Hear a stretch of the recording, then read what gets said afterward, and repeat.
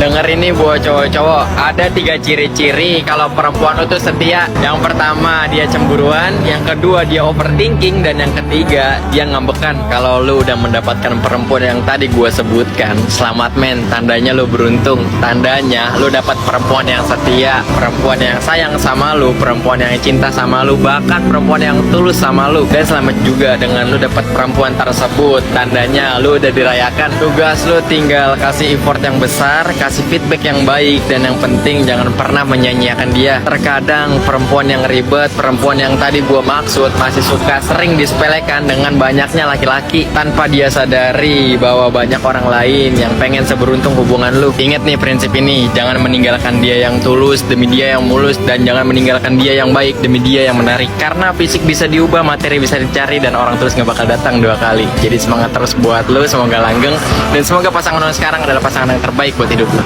Semangat.